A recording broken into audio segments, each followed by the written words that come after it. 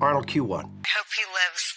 And the life he wants to live. He wants to be a cop. He knows what he wants to do. And maybe when you have childhood cancer, that crystallizes for you. And I hope he has a long life as a law enforcement officer.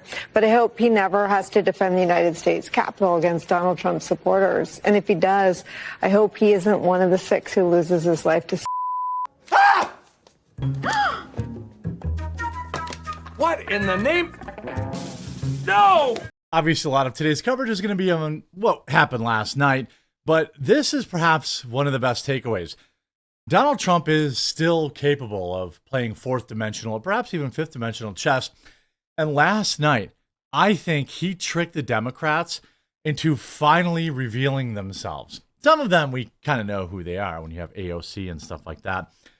But last night, there were several moments where Democrats completely melted down and caught themselves essentially booing a young black child who defeated brain cancer. And MSNBC and Rachel Maddow are in full-scale meltdown mode. We're going to talk about all of it in this video. We're going to enjoy all of it together. By the way, huge shout-out to everyone who has checked out Quartercast. It's my YouTube live stream channel.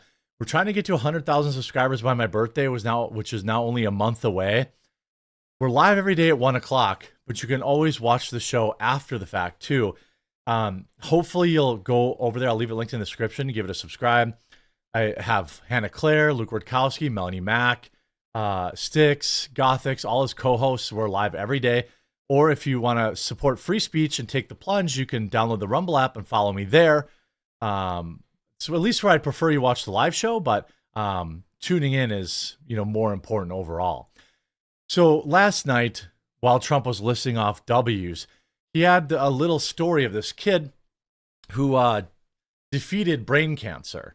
Now, I don't know if he's, what his prognosis is, but obviously the story is very good. And Rachel Maddow and Democrats literally rolled their eyes at this poor kid. But you want to know the craziest part?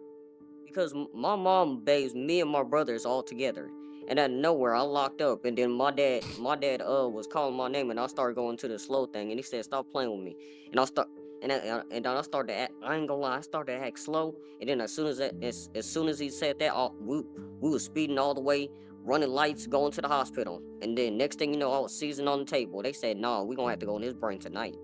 Ever since then, I had 13 brain surgeries, and that's how many times my personality has changed. Huh. And that's something that you don't hear from a terminally ill child. This kid is 13. He's talking more eloquently and more deeply than an 80-year-old. They had 5 months to live. I'm gonna keep on going until my gas tanks run out. And that's when God calls you home. You never know when God's gonna call you home. I wouldn't be here if it wasn't for my dad. I know he's pretty proud of me, and I'm pretty proud of him too. And I'd like to thank President Trump, because if it wasn't for him, I wouldn't be here today. He's 13. He survived brain cancer. And this is how here's how they reacted. Okay. Debbie Wasserman Schultz, Democrat, and her fat friend, this is according to Norm Cruz, are nonplussed about brave kid with cancer. There they are. This chick just rolled her eyes. She literally rolled her eyes. This woman with her crunchy hair. How much hairspray you got in there? Look at it. It looks like uncooked noodles. Just roll. I mean, you get caught on camera doing that. Oh my God. When are they going to stop? That's what she basically said. This kid that they just made an honorary member of the Secret Service. Since that time, DJ and his dad have been on a quest to make his dream come true, and DJ has been sworn in as an honorary law enforcement officer, actually a number of times. The police love him, the police departments love him. And tonight, DJ, we're going to do you the biggest honor of them all. Here we go. I am asking our new Secret Service Director, Sean Curran, to officially make you an agent of the United States. Look at his face. He's literally like blown away. I mean, I'm trying to find the longer here. The longer RFK kind of didn't look that pumped about here. Last year, young DJ Daniel was harassed and made fun of by a group of people because of his police outfit. Last night, he was honored by the President of the United States, becoming honorary circuit. Oh, baby, you can't arrest me. You too cocky. I can show you on your phone. You about to go what? Jail. Bitch ass back for real. Here, this Daniel is 13 years old, and he has always dreamed of becoming a police officer. I hope he gets to do that.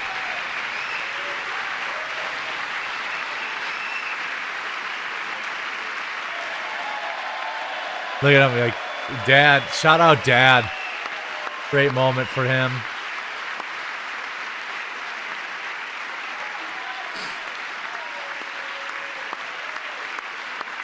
And then he brings him up again. Here, But in 2018, DJ was diagnosed with brain cancer. The doctors gave him 5 months at most to live. That was more than 6 years ago.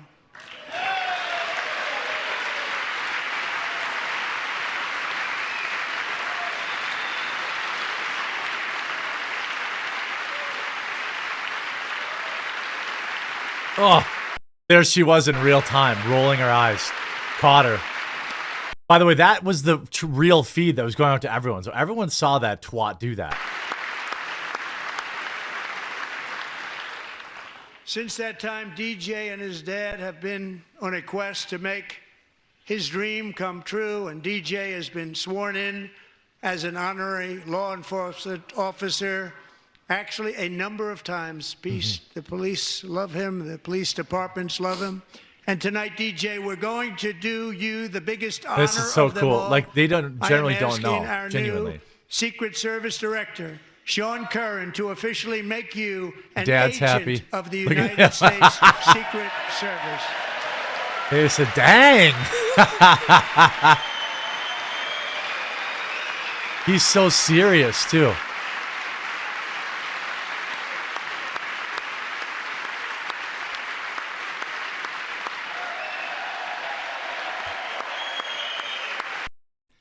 Then he ends up giving him the Secret Service guy gave him a big hug too after that. I'm like literally tearing up. How could you not think that's the best moment ever? And then you're this bitch. Oh, sorry. This individual. Sorry, YouTube.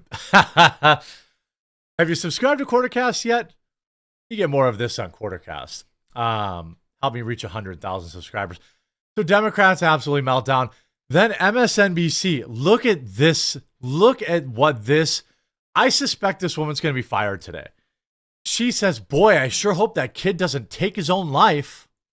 But I think this was a lesson in finding one thing that you let yourself feel. And I let myself feel joy about DJ. And I hope he's alive for another, 95 years, right? And I hope he lives and the life he wants to live. He wants to be a cop. He knows what he wants to do. And maybe when you have childhood cancer, that crystallizes for you. And I hope he has a long life as a law enforcement officer. Wait for it. But I hope he never has to defend the United States Capitol against Donald Trump supporters. And if he does, I hope he isn't one of the 6 who loses his life to suicide. What?